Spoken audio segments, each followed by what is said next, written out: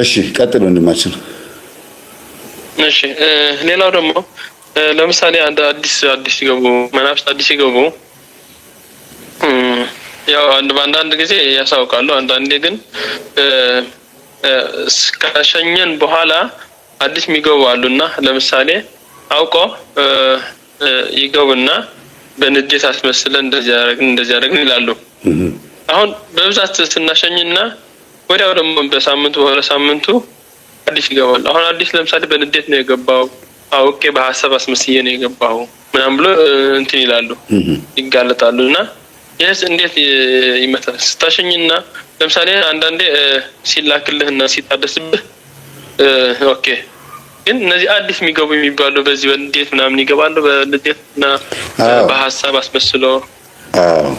ጥሩ ጥያቄ ነው ያመጣው። የብዙ ሰዎች ጥያቄ መልስ ይኖራል ብዬ አስባለሁ። በዚህ ነገር ውስጥ መንፈስ ብዙ ጊዜ በተለይ የምትጾሙ የምትጸልዩ የምትሰግዱ ስለ መንፈስ የገባችሁ ሰዎች በተከታታይ በተደጋጋሚ እንትን የገባሁት ስትናደጂ ነው የገባሁት ስትናደድ ስታለቅሺ ወይም ደግሞ እንደዚህ ስትሆኝ ነው የገባሁት እያለ በየጊዜው ሊያሰለቻችሁ ይችል ይሆናል። ግን በጣም እድለኞች ናችሁ ማለት ምን ማለት ነው? በጣም መንፈስ እናንተ ውስጥ ገብቶ መደበቅ አይችልም ማለት ነው። ወዲያው ነው ኢንፎርም የሚያደርገው። ተያዝኩ ይላል። በምን ገባ ስትለው እንደዚህ ነው የገባሁት ይላል። ግን ባትጸልዩ ባትሰግዱ ዝም ብሎ የለብ ክርስትና ዝም ብሎ የመንገድ ላይ ክርስትና ቢሆን ኖሮ በቃ ይገባል፣ ይቀመጣል። ስትናደድም አብሮ ይበሳጫል፣ በዛው ያጋግለዋል።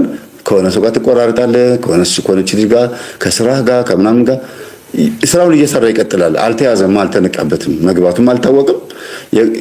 አንተም ደግሞ ትቀጥላለህ ላይፍህን ማለት ነውና ይሄ ትምህርት የሚጠቅመው በየቀኑም ቢሆን የተላከው በየቀኑ ምልክት ያሳያል ነው። መሰልቸት የለብንም። ያ ሌላ ትምህርት ደግሞ አለው። ሌላ ምንድነው? መንፈስ መቼም ቢሆን እንደማይሰለች ሁልጊዜ እንደሚመጣ ሁልጊዜ ተልኮ እንደሚጎበኘን ማሳያም ጭምር ነው። ሌላው ደግሞ ከመጸለይህና ከመስገድህ በፊት ወደዚህ የመናፍስት ሴራ የማጋለጥ ትምህርት ውስጥ ከመግባትህ በፊት ደንግጠው የወጡ ብዙ መናፍስት ይኖራሉ። የወጡ ስለ የሄዱልህ የተሸኙልህ አይደለም። ካንተ ውጭ ሆነው ሁኔታህን እያዩ ስትጾም ስትጸልይ ስትሰግድ እያቃጠላቸው ውጡ ሳይባሉ የወጡ አሉ። ይሄ መናፍስት ውጣ ስትለው ታሰር ስትለው ተሸኝ ስትለውና ዝም ብለህ ስትጸልይ ይለያያል። ጥሩ ነው ዝም ብሎ መጸለይ፣ ግን ጠላትህንም እየተዋጋህ ነው መጸለይ ያለብህ። አንደኛ እግዚአብሔር ሆይ ቅዱስ ሚካኤል ሆይ ወይም ኢየሱስ ክርስቶስ ሆይ ወይም ድንግል ማርያም ሆይ ተልና የምትወደውን ታቦት በእኔ ውስጥ ያለውን ጠላት እሰርልኝ፣ እንዳልጾም እንዳልጸልይ እንዳልሰግድ ሃይማኖታዊ ስርዓቶችን እንዳልፈጽም የሚከለክለኝን መንፈስ እሰርልኝ ትላለህ ባለቤቱን። ሁለተኛ ደግሞ እነዚህ አንተ ውስጥ ችግር የፈጠሩትን መናፍስት በእግዚአብሔር ስም ታስራቸዋለህ። እናንተ በእኔ ውስጥ ያላችሁ ጠላቶች ታሰሩ ትላቸዋለህ። መጀመሪያ እሰርልኝ ትለዋለህ እግዚአብሔርን። ከዛ ደግሞ ራሳቸውን ታናግራቸዋለህ። በስላሴ ስም በኢየሱስ ክርስቶስ ስም በድንግል ማርያም ስም ታሰሩ፣ በቅዱስ ሚካኤል ሰይፍ፣ በቅዱስ ገብርኤል ጦር፣ በቅዱስ ሩፋኤል እሳት፣ በቅዱስ ዑራኤል መብረቅ እመታቸዋለሁ፣ እቀጠቅጣቸዋለሁ፣ አስራቸዋለሁ ብለህ ስትላቸው ነው ካንተም አይወጡም፣ ወደ ሌላ ሰውም አይሄድም፣ ወደ ሲኦል ነው ቀጥታ የሚሸኛቸው። ይሄንን ከማለትህ በፊት ግን ቀድመው ፈርተው ይወጡ አሉ። ሌባ ለምሳሌ አንተ ገና የግቢ በር ስትከፍት መጡ ብሎ ተነስቶ ሽንት ቤት ይደበቃል ወይ በአጥር ዘሎ ይሄዳል። ከዛ አንተ መተህ ደግሞ ቀስ ብለህ ስተኛ ጓዳም ይደበቅ ሽንት ቤትም የትም ይደበቅ፣ ቀስ ብሎ ደግሞ ከተደበቀበት ይወጣና ዘርፎም ይወጣል ወይ ደግሞ ያመልጣል። ያ ምንድነው? አንተ ወደ ቤት ስትገባ ቀድሞ አንተ ሳታይ ያየህ ነው ቀድሞ የሚወጣው። እንደምትይዘው ያውቃላ፣ እንደምታጋልጡ ያውቃላ እንጂ እንደው መሳሪያ ሽጉጥ የያዘ ሌባ ነው ምናልባት ኮንፊደንስ ኖሮት ሰው ሲመጣበት ተመርከክ ብሎ ሽጉጥ የሚደቅ ነው። ግን ምንም መሳሪያ ያልያዘ ተደብቆ ቀስ ብሎ ሾልኮ የሚገባ ሌባ አንተ ስትመጣበት ይደበቃል። መንፈስም እንደዛ ነው። ወደ ልብህ ስትመለስ ስትጸልይ ስትሰግድ ደንግጦ ከደጅ ውጪ ይሆናል። ካንተ ልቦና ውጪ፣ ካንተ ስጋ ውጪ በዙሪያ ያንዣብባል። ቅዱስ ጴጥሮስ እንደተናገረው ዲያብሎስ የሚውጠውን ፈልጎ በዙሪያችሁ እንደሚያገሳ አንበሳ ይዞራል አይደል የሚለው። በአንተ ዙሪያ ይሽከረከራል። በአንተ ዙሪያ ሲሽከረከር አንተ የሆነ ሰዓት ላይ ስትናደድ አንዱን ይልከዋል። ሂድ ግባ አንተ፣ ክፍተት ሲያገኝ አንተ ግባ ይለዋል። ያኛው ግባ እያሉ ቀድሞ ወጥተው የነበሩ መናፍስት ይገባሉ ማለት ነው፣ ይታሰራሉ ማለት ነው። ያ ልክ አየር ላይ ተቀምጦ ይቆይና ይተባባሉ። አዎ እነዚህ እንግዲህ ክፍተት የሚጠብቁ ናቸው። ክፍት ጊዜ ክፍት ቦታ ወይም ደግሞ ሁኔታዎችን ጠብቀው መልሰው የሚገቡ ነው። ይሄ የዚህ አይነት መንፈስ ባህሪ ያላቸው የጠቋር ሰራዊት ናቸው። ጠቋር በነገራችን ላይ ከአዛዚኤል ነው የሚመደበው። ጠቋር በጣም ከባድና ደፋር መንፈስ ስለሆነ መንፈሳዊም ጸዋሚም ጸላይም ሰጋጅም ቢሆን እንደምንም ብሎ ተጣጥሮ ገብቶ ችግር ይፈጥራል። አንድ አባት አስታውሳለሁ፣ የዛሬ 3 ዓመት ገዳም ውስጥ ናቸው። መነኩሴ ናቸው፣ ግን ግሎሲብ አስቸገረኛሉ። በጣም ግሎሲብ አስቸገረኝ። እንግዲህ የሚነግሩኝ እኔን እያማከሩኝ አይደለም፣ እንዴት እንዳሸነፉት ነው የሚነግሩኝ። ልንገርህ አንድ ነገር ብለው ከዛ ከየት እንደመጣ ሳስበው የንስሐ ልጄን ንስሐ ሰጠው ነው አሉ። የንስሐ ልጄን ንስሐ ሰጥቼው እኔ ጋር መጥቶ ከሄደ በኋላ በቃ ሙሉ በሙሉ እኔም ራሴ ወደዛ ተቀየርኩ አሉ። እና አልገባኝም ነበር አሉ መጀመሪያ። በኋላ ነው ትምህርታችሁን ስሰማ እንዴ ለካ የዚህ ልጅ መንፈስ መጥቶ ነው የተዋጋኝ፣ ይገርማል አሉ። እና ለምንድን ነው እንደዚህ የምታደርገው? እኔንስ በዚህ ነገር የምታሰቃየኝ ለምንድን ነው ብዬ ጠየቅኩት አሉ። መንፈሱን ስጠይቀው እኛ አባት በነገራችን ላይ ጸሎተኛ፣ በጣም ጸሎተኛ ከመሆናቸው የተነሳ ሰው ማግኘት አይፈልጉም። ሌላ ጊዜ ስለሳቸው ነግራቸዋለሁ። ፈቃዴ አስፈቅጄ ነው ባይዘው አስፈቅጄ። ለምን ከኔ ጋር ብዙ ስላወራን የሚጠቅም ብዙ ነገር ስላላቸው አንድ ቀን ነግራቸዋለሁና እኛ አባት ምን አሉ፣ ለምን ነው እንደዚህ በዚህ አይነት የምታሰቃየኝ ብዬ ስለው እኔ ያስከኝ ከልጄ የመጣሁት መንፈስ ነኝ፣ ግን ያዘዘኝ ደግሞ ያንተ ነው ያንተ ነው ያዘዘኝ ብሎ መነኩሴውን የራሳቸው የእናት አባታቸው ዛር ቀድሞ ገና ሲመነኩሱ ደንግጦ ወጥቷል። ሲመነኩሱ ስለ ቅድስና ሕይወት ሲጀምሩ ንጽህና ሕይወት ሲጀምሩ ደንግጦ ወጥቷል። ወይኔ ያመለጠኝ በቃ ወደ እግዚአብሔር ሄደብኝ ብሎ ግን እንዴት አድርጌ ላሳስተው እያለ ተስፋ ሳይቆርጥ ወደ እህቶቹ ወደ ምናምን መሄድ እኮ ይችል ነበረ፣ ወደ ሌላ ሰው ግን ተከትሎት ገዳም ድረስ በረሃ ድረስ ሄደ ተከትሎት እና ቀን ይጠብቃል ቁጭ ብሎ ስንት ዓመት ሙሉ እንዴት እንደሚያሳስተው ያስባል። ምንድነው ስራቸው ስትል ይገርማል። ያንን ሰውዬ መጣል ለነሱ ትልቅ ነገር ነው ማለት ነው።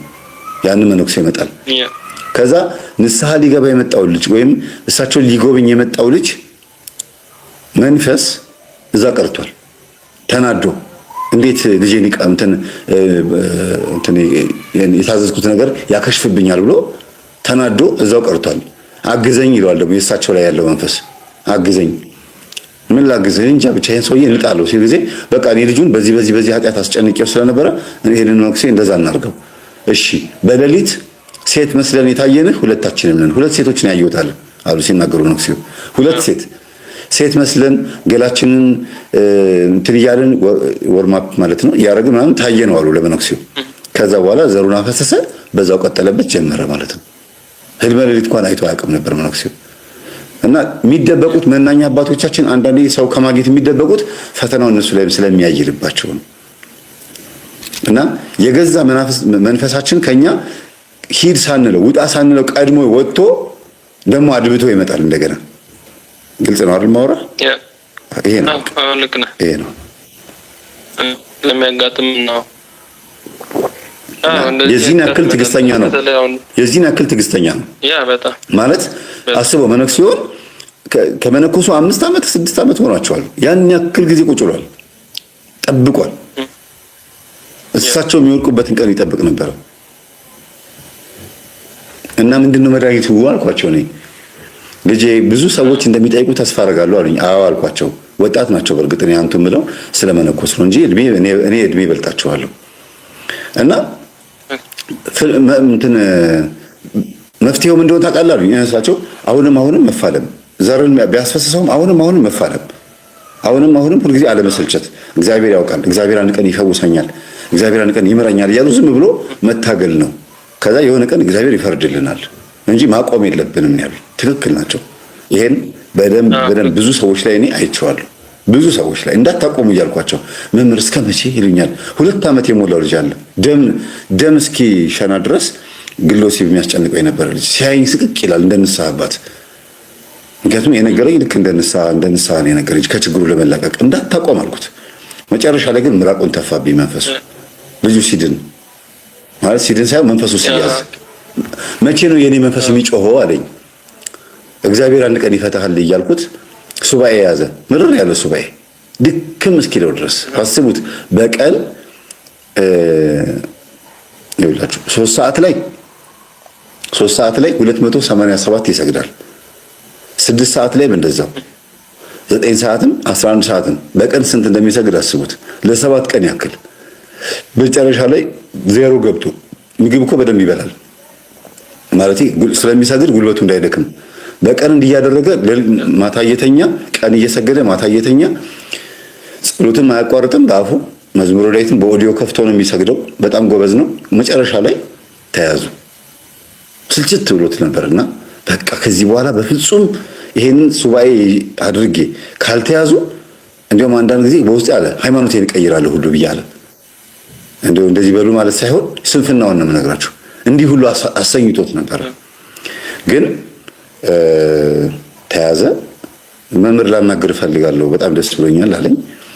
ልክ ፊት ለፊት ሳገኘው ምራቁን ትፍ አድርጎ ፊቴ የለጠፈብኝ እና ጠረኩት። ያው መንፈስ ስለሆነ ምንም ልንል አንችልም። በጣም ጎበዝ ልጅ ነው። እውነታችሁን ነው። በጣም አንበሳ ልጅ ነው። በጣም ወጥሮን ያዘው። 3 ሰዓት 6 ሰዓት 9 ሰዓት 11 ሰዓት 287 እየሰገደ ያ ማለት 741 ማለት ነው። 41 7 ጊዜ በጣም ብዙ ነው። 7 ቀን በጣም እና ሁለት ላይ ያዘው አውጣ ይተናክራል። አንዴ ሰውነቱ ደግሞ እኔ ብለንትን ብለክ ያስከው በቃ አድርጓለሁ ካልክ እንትን ይላል ሰውነት እንደው አንዳንዴ ካሰገድ የሆነ ነገር እንደጎደለ ነው የሚመስለው። አዎ እና ለምንድን ነው ይሄን ያነሳውልህ? ልጁ ምን አለህ ግን አልኩት። ውጪ ሆኜ ካንተ ውጪ ሆኜ ነው ይሄን ማስፈጽም አለው። ካንተ ውጪ ሆኜ ነው ማስፈጽም እጅ ላይ አርፋለሁ አለው። እና ሳያስበው ቴሌቪዥን እያየ ቲቪ እያየ እጁ ሱሪ ውስጥ ገብቷል። ፊልም እያየ ደግሞ ቤት ውስጥ እንዲቀመጥ ነው ያደረገው። ላፕቶፕ ላይ ምናምን ላይ ቢዝነሱን አውቆ ስራውን ቤት እንዲውል ግሎሲቭ እንዲያስፈጽም ሽንት ቤትም ዘው ብሎ እንዲገባ ምናምን ቤት ውስጥ ነው እንዲውል ያደረገው። እና ፊልም እያየ ድንገት እጁን ጎንበስ ሲል እጁ ሌላ ቦታ ውስጥ ነው ያለው። እና ይገርመዋል። እና እጅ ላይ ነው ያለው ከውጭ ሆኜ ነው የምታገለው አለው። በእርግጥም እውነት ነው። ከውጭ ሆኖ የሚታገለው ደግሞ የቤተሰብ ዛር መንፈስ ነው። እንዴት ነው ከውስጥ መግባት ያቃተህ ሲባል ከውስጥ በኩልማ ያለቀስክብኝ እንባህ አቃጠለኝ አለው። ያለቀስክብኝ ወደ አምላክ ስለምታለቅስ ውስጥ ሆኜ መቋቋም አልቻልኩም። ከውጭ ሆኜ ግን እየታገልኩ ነው ያለሁት። ሴት ልክብሃለሁ በቃ ማለት በጣም ብዙ ግልጽ አድርጌ መናገር ማልችለው ብዙ ነው። ያያቸውን ሴቶች ሁሉ ኢቭን እህቱን የቤት ሰራተኛውን ጭምር በቃ የሆነ ነገር ሲመለከት ስሜቱ እንዲሞቅያ ግን አይናፋር ነው። እጁን የሚሰደው በቃ ቀጥታ አይምሮ ውስጥ ሐሳብ ሲመጣበት ነውና እንዲህ ያደረኩኝ ይፋለምህ ነበረ እና ከውጭ ሆኜ ነው የምታገለው። አንድ ቀን እጥልሃለሁ ብዬ ስላሰብኩ ነው አለ። ይሄን ያክል ከውጭ ሆኖ ይታገላል ነው ማለት ያ በጣም አዎ። እሺ ጨርሻለሁ። እኔ ሌላ ጥያቄ ካለ አንዳንዴ ስለሚያጋጥም እንደ ገብቶኛል። በጣም ጥሩ አድርገን ያብራራኸው። በዚህ አሁን በዚህ ባለንበት ባለ 50 የአምልኮ ስግደት ብቻ ነው የሚሰገደው አይደል? የአምልኮ ብቻ ነው የሚሰገደው። ያ መቀጥቀጥ ግን እንችላለን። እሱን ችግር የለውም። ጸሎት ነው የአምልኮ ስግደት ለእግዚአብሔር። ባለፈው ለምሳሌ እሺ እንደቀጥልኝና ከዛ ሌላ ሀሳብ ላመጣ ሌላ ምንም የለም። እሺ ለምሳሌ ባለፈው እንደዚህ በጣም የሚያስቸግረን አለና እንደዚህ ገባውታልና እኔ እንደ እንትን ማለት ነው እንደ ምስክርነት ባለቤቴ ቀጥቅላታለሁ ትቀጥቅጣለች። አንዳንዴ ያው ብቻ አስተዋል በወዝና ከዛ ወጣውና እኔ ከአዲስ አበባ ወረቀት ነበር የዚህ ሀገር እና እንደዚህ መታወቂያ እና መታወቂያ ለማውጣት ደግሞ ከባድ ነው። እዚህ ሀገር በጣም ብዙ እንትን ነው ጊዜ ቆይተህ ነው የሚሰጡና አዲስ አበባ ስንት ጊዜ ቆይቼ ከዛ የሆነ ቦታ አጥፍቼ አላውቅም ከኪሴ ግን የዛኔ በቃ እንዴት እንደጣልኩት አላውቅም። እና ቢሮ ሌላ ቆጠሮ ነበርና ባለቤት እስኪ አንቺም ጸሎት አድርጊና ጸሎት አድርጊ ወጣውና አንቺም ጸሎት አድርጊ ባላልኳትና ወጣው። አሁን ብቻ ሆነ ካሁን በፊት ብዙ እንደተቀጠቀጡ ነበር እና የዛኔ ቆርጣ በቃ ልቧ ተነስታ የት ነው ያረካት ብላ የት ነው ያረካት እቺ መታወቂያ የት ነው ያስቀመጥካት ብላ ፍርሃውን ባለችበት አምጥተህ ታስረክባለህ አለችውና እኔ ደግሞ ሌላ ቢሮ ነበር የሄድኩት። ከዛ በኋላ ለታዘዘው ማለት ነው 10 ሰዓት ከ37 እንደዛ አለችውና 10 ሰዓት ከ38 ወዲያው ከአንድ ቢሮ ደውሎ መታወቂያ እዚህ ወጥቶ አገኘነውና መጣው ሰዶ ምናምን አሉኝና እዛኔ በጣም ነው እንትን የገረመኝና ባለቤቴ ከዛ ዶላር ካገኘው ወስጥለኝ አሁን እንደዚህ ያገኘሁት ምናምን ቢያስ ነግራት ትንሳስ ላይ ነገርኳትና ከዛ የደወለችልኝ ሰዓትና በዛ የቀጠቀጭበት ጸሎት አድርጋ ወጣችበት ማለት ያደረገና ሰዓት ስናይ በጣም ነው የገረመን። ምክንያቱም ካሁን በፊት እንሰግዳለን፣ እንቀጠቅጣለን፣ ብዙ ነገር እናደርጋለን ግን ያው የሚረብሻል አንዳንዴ ያው እናሸኛለን እናሲታለን ግን በጣም የዛኔ የገረመኝ ነው ለኔ ራሴ በጣም የገረመኝ ጊዜና ሰዓት ነው። በጣም ይገርማል። አዎ እንደዚህ አይነት አጋጣሚዎችን መታዘብ ጥሩ ነው። አንዳንዴ እግዚአብሔር እንዳደረገልህ የምታውቀው ይሄን ስታስብ ነው። መዳናችንን እኮ የምናውቀው መታመማችን ስናምን አይደል እንዴ? ስለዚህ ሰዓቱን ማነጻጸር ጥሩ ነው። እንዲያውም ጌታችን ሲፈውስ መቶ አለቃው መጥቶ ወደ ክርስቶስ ወታደሮች ታመውብኛልና እባክህን ፈውስልኝ አለው። እሺ ብሎ ኢየሱስ ክርስቶስ ሊሄድ ሲል አይ ጌታዬ ሆይ አንተ በቤቴ ጣራ ስር ልትገባ አይገባህም፣ ቤቴ ቆሻሻ ነው አለ መቶ አለቃው። የወታደሮቹ መቶ አለቃ ማለት ነው። ግን ወታደሮች ሰራዊቴ ወይም ደግሞ የኔ ጭፍራ አለ ታሞብኛልና እዚህ ሆነ ቃል ተናገር ባሪያዬ ይፈወሳል አለ። እና አንዳንድ ጊዜ እግዚአብሔር ታምር እንደሰራ የምናውቀው ምን ይላል? የተፈወሰበት ሰዓትና ይሄ ሰው ማለት ምን አለ? ጌታችን እንደ እምነት ይሁንልህ እምነትህ አድኖሃል ሲል የተናገረበት ሰዓትና ሰውየው የተፈወሰበትን ሰዓት ጠይቆ በዛ ቅጽበት እንደተፈወሰ አወቀ ነው የሚለው። እና እንዲህ ማስተዋል ጥሩ ነው። አንዳንዴ እጹብ ድንቅ በጣም የሚገርም አሁን በተለይ አሁን ነው ማስተዋል የጀመርኩት አሁን ነው እንጂ ካሁን በፊት ብዙም ተላልበት ነበር። ያው እንዳልኩህ እንደዚህ ይገባል ይወጣል ያዛል እንደዚህ እንትን ይላልና ባለፈው ያንተ እንትን ላይ ገብተህ እንትን ስትል መምህር ግርማ ላይ ፕሮግራም ሲካሄድ ቁጭ ብለን ነበር የምናየውና ያው ብዙ ሰው ደግሞ በጉጉት ነበር የሚጠበቀው። አንዳንዴ ለወሬ እንትን መሰለኝ አላውቅም። የዛኔ ቁጭ ብለን የጠበቅን ነበር። ሲለቀቅ ቁጭ ብለን ያየነው ነበር። አሁን አጋጣሚ እና ባለቤቴ ቁጭ ብለን ያየነው አያለሁ አስተውልበታለሁ አንዳንዴና ከዛ ያየነው ፊት ላይ ሲቀየር ምናምንና ከዛ እስኪ እንዴት ነው አሁን ያየሽ ነው የመምህር ተስፋዬ ፕሮግራም ያየሽ ነው አይደል እንዴት ነው ምናምን ቢያስተማራ እኔ በቃ መምህር ግርማ ደግሞ የዛን ሰዓት ምን ብለዋል? አሁን እኮ ግርምሽና ተስፍሽ ፊልም ሰሩ ብሎ ደግሞ እንትን ያደርጋቸዋል ምናምን ብለዋል። በዛን ሰዓት እኔ ያዳመጥኩት ከልቤ ነበር ማዳምጦና ያዳመጥኩ ያለው ባለቤቴም ያዳመጠች ያው ፊቷ ትንሽ ቀየር ሲል አየኋትና አቆምኩና እንዴት ነው ያየሽ ነው እንዴት ነው የሚሰማሽ ምናምን አልኳት። በቃ እኔ ፊልም ነው የሚሰማኝ አለች።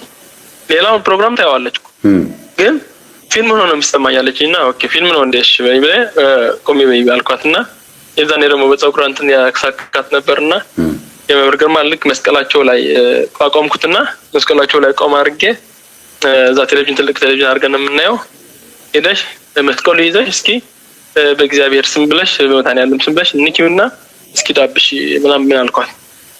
ወዲያው ተነስታ ኦኬ ብላ ተነስታ ንክት አድርጋ ስትዳብስ ምን ልበላለችና በእግዚአብሔር ስም በመድኃኒዓለም ስም ብያ ከዛ ዘላ ነው ወደ መሬት የወደቀችው።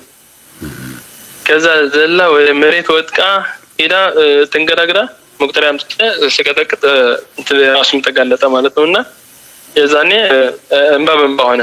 አሁን እንዳለ እንደምታስተምሩት ደግሞ እንባው የሆነ ነጭ ነገር ከሆነ የራሱ ነው ምናምን ስለምትሉ ስለምንሰማው የዛኔ ቁጫልና ወደ ልብ ሲመለስ ምን ነው ነበር ምን ነው አልኳት። ምን ሆንኩኝ አልተነሳም ከዚህ ቁጭ ያልኩት ቦታ አልተነሳሁም አለችኝ። ኦኬ በሽ አሁን ፊልም ነው አይደለም የመምህር ግርማ እንደምታስፈይውና ፊልም ነው ምን ይመስልሻል አልኳት።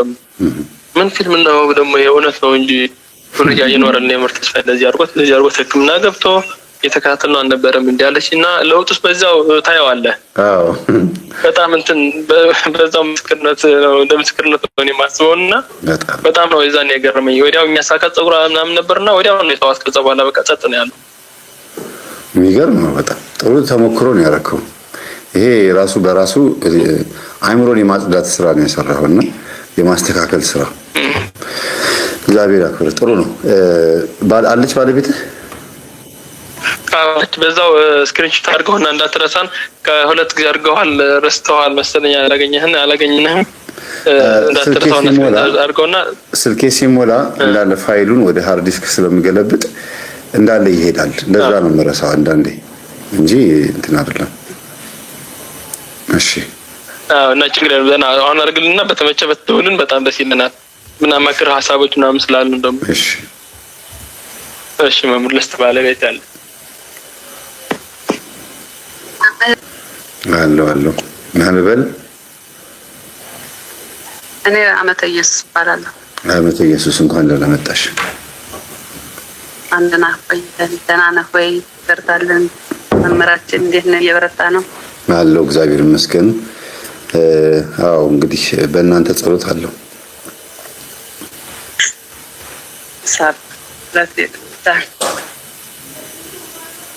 ይቆራረጣል።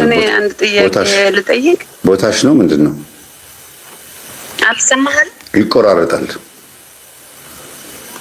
እስኪ ቦታ እሱ የነበረበት ቦታ ሁሉ እሺ። አሁን ጥሩ ነው። እሺ አንድ ጥያቄ ልጠይቅ። እሺ እኔ አንድ ጥያቄ ምን አለ መሰለህ መምህር፣ ከአንድ ሰው ጋር ተጣላንና እዛ ሰው ጋር ተጣልተን ጠሩ የመጣ በዛ ሰው ነው። እኔ ምንም አውቀው ነገር የለም ምን የለም፣ ጠሩ በዛ ሰው መጣ ማለት ነው። እዛ ሲመጣ በጣም ከባድ ጠብ ነው። አሁን በሚዲያ ልነግርህ ስለማልችል ያው ስክሪንሾት ታረክልን ለግል ታገኘነህ እነግርሃለሁ ማለት ነው። እሺ እና ያነጠ በማላውቀው በማለው ነውና ጠቡ መጣ። አሁን ያነጠ በቃ በጣም የከረረ ጠብ ነበርና በንስሐ አባታችን ታረቀን፣ ይቅርታ ተባባል ማለት ነው ከዛ ሰው ጋር። እሺ ቀጥታ ወደ ንስሐ አባት ነው የሄድነው። ከዛ ሰው ጋር ታረቀን፣ ይቅርታ ተባባልን። ከልቤ ይቅርታ አደረኩ ማለት ነው እኔ ማለት ነው። እሺ ግን የጠቡና የነገሩ ክብደት አንዳንዴ ከውስጤ እንትን ያደርግብኛል።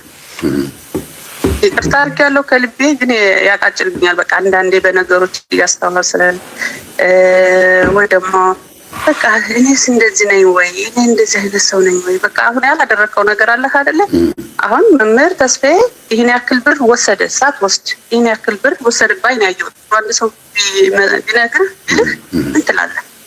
ከባድ ነው። እና እንደዚህ አይነት ነው ጠቡ። በቃ እኔ ምንም ማውቀው ነገር የለም፣ አንቺ ግን እንደዚህ ነሽ ብሎ ጠቡ በጣም ከባድ ጠብ ነው መጣ ማለት ነው። ከዛ በንስሐ አባት ታርቀን ሁሉ ነገር በቃ ተፈታ ማለት ነው። እኔም ተልቤ ይቅርታ አደረኩኝ። በነገሮች አንዳንዴ ከውስጥ እያጨቃጨለ አዝናለሁ፣ ተክዛለሁ፣ አለቅሳለሁ ማለት ነው። በዛ ነገር ይቅርታ አድርጋለሁ፣ ግን በቃ አዝናለሁ፣ ተክዛለሁ፣ አለቅሳለሁ እና አሁን ያንን ነገር እኔ ብሮም ቅዱስ ቁርባን መውሰድ ፍላጎት ነበረኝና አሁንም ቅዱስ ቁርባን መውሰድ ፈለኩ ማለት ነው። ሁሉን ቀን ነው ሁሉ ጨርሼ መውሰድ ፈለኩ።